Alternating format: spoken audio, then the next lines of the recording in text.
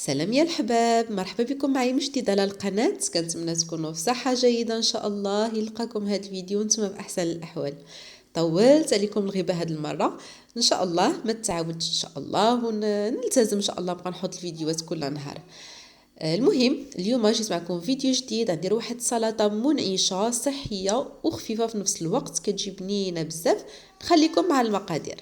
غنحتاجو هنا الكرومب اولا المكوار، كل منطقه شنو كتعيط له. المهم انا خديت هاد الكرومبه هادي غير صغيره، هاد الاحمر اللي اللون ديالو احمر، اولا خذوا الاخضر. المهم كيبقى لكم الاختيار، اما الاحمر اما الخضر. اللي عندكم متوفر ديروه. كنغسلوها مزيان، كنزولوا لداك الوريقات الواله اللي كيكونوا في الفوق ديالها، وكنغسلوها مزيان مزيان. كناخذوا شي سكين اللي يكون ماضي، وكناخذوا القطع وكنبداو نقطعوها على هذا الشكل. اول حاجه كنقطعوها في النص على هذا الشكل هذا كيف كتشوفوا، ومن بعد عاد كنبقاو نقطعوها. كناخذوا شي سكين كيف قلت لكم ماضي، كنبقاو نقطعوها بهذا الشكل هذا كيف كتشوفوا.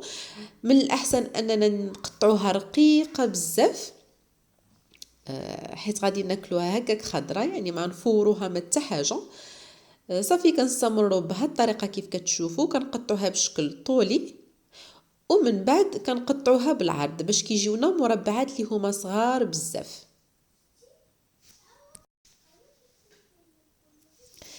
كيف كتشوفوا في الصوره راها موضحه راسها. دابا قطعناها بالعرض. صافي بهذا الشكل هذا كنستمروا حتى كنساليو الكميه اللي عندنا كامله بنفس الطريقه.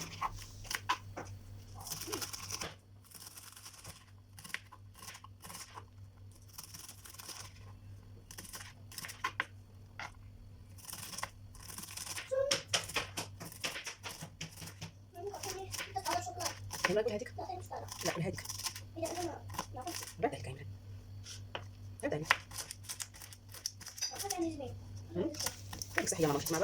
صافي. من بعد ما كنساليو التقطع كناخذوا هاد القطعه ديال الربيع وكنقطعوا الكرومب ديالنا بهذا الشكل هذا كيف كتشوفوا في الصوره، باش كيتقطع لنا القطع اللي هي صغيره بزاف وما كيعذبناش ملي كناكلوه في المذاق ديالو.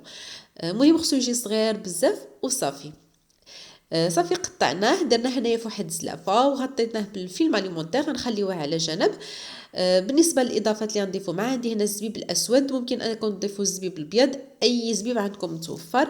عندي هنا واحد التفاحه اللي غنقطعوها قطع صغيره. عندي شويه ديال عندي شويه ديال الجوز اولا ديال القرقاع. كنضيفوا داك الزبيب كيف كتشوفوا. كنقطعوا كنزيدوا المايس اولا الذره اللي نسيت ما ذكرتهاش معكم في الاول، حتى هي كتضيف له واحد المذاق اللي هو زوين بزاف. بعد ما كنصافيوها من الماء ديالها وكنشفوها مزيان بشي منديل اولا بالورق، وكنضيفوها على السلطه ديالنا. هنا كيف كتشوفوا القرقاع ديالنا قطعناه قطع صغيره وضفناه للسلطه. وكنحتاجوا المايونيز، اما اللي كنشروها من المحلات يا اما عدلوها في الدار. هنا عندنا داك التفاحه كيف كتشوفوا قطعناها حتى هي مكعبات صغار. هنا درتهم كبار شويه، ممكن انكم ديروهم الصغار على هكا. وكنعصروا فيها واحد الليمونه غير باش ما تكحلناش وتبقى باللون ديالها كيف ما هو.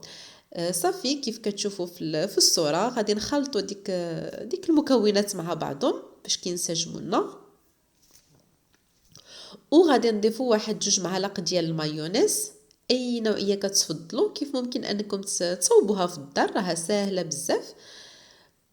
صافي نخلطوا السلطه ديالنا ونخليو داك التفاح هو الاخر. تا نخلطوا السلطه مع المايونيز، عاد نضيفوا داك التفاح ونخلطوا واحد التخليطه خفيفه، وهي السلطه ديالنا واجده.